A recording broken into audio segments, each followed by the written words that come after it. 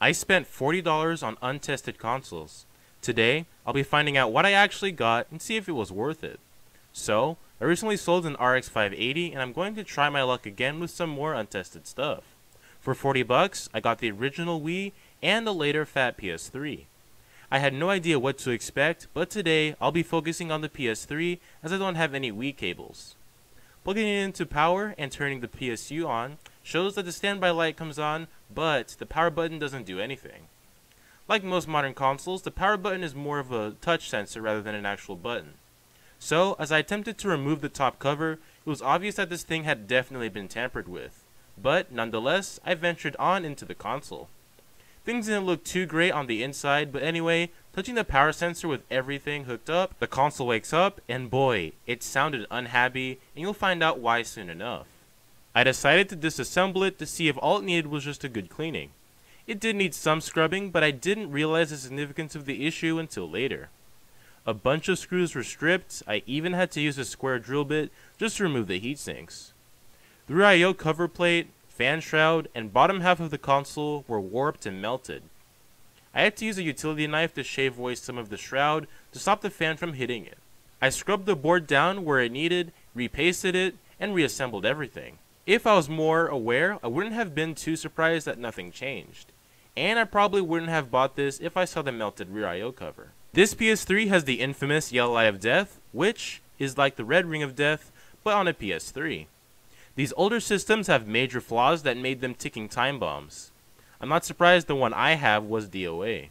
The original backwards compatible models were more expensive to manufacture, so to cut corners and of course remove the ability to play PS2 games to sell more PS3 games, the Emotion Engine chip that allowed PS2 games to be played without emulation was removed.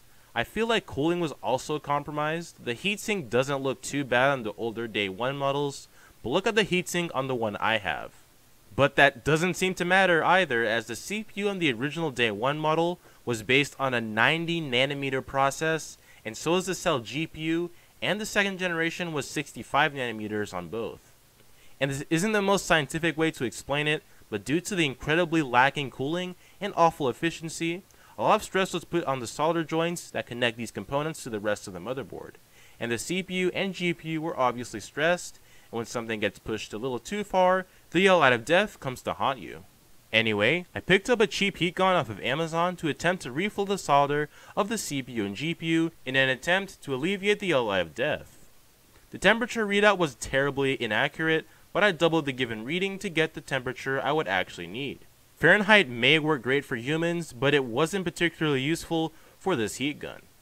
Anyways, I deleted the GPU with minimal effort, but I gave up on the CPU to avoid damaging it. I went at the GPU at around 250 degrees Celsius for about a minute. I repasted everything after leaving it to cool off, and nothing changed. I tried again with some flux on both the CPU and GPU for a few minutes longer, and nothing. So, the board is messed up elsewhere, and I only have some parts to show for with this PS3. Pretty disappointing, probably should have done more investigating before I bought the lot, but I'll be taking a closer look at the Wii once I get some proper cables. But I think at this point, the biggest question is, why were the plastics melted? Whoever originally had this did one of those weird home remedies like the towel with the 360. What happened here is that the previous owner did what I'm going to call a lazy reflow.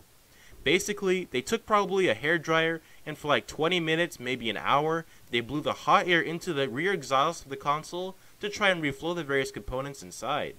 Obviously, not the best method, and it's even less scientific, but unlike many others that use both of these methods and brought their consoles back to life, this one has something wrong with it elsewhere and either needs a new CPU or GPU, some caps replaced, or it's just dead. It's a shame that it doesn't work and things aren't looking so hot so far. But I at least have some parts I can use on a different system. So far, nothing good has come up, but I'm not done yet. Anyways, I hope you enjoyed the video. If you have any questions or suggestions, please let them know in the comment section, and I'll do my best to get back to you. If you did enjoy the video, hit that like button, but if not, you know where to go. While you're there, consider subscribing to the channel, and enable notifications for more quality tech videos. Anyways, thanks for watching, and I'll see you later.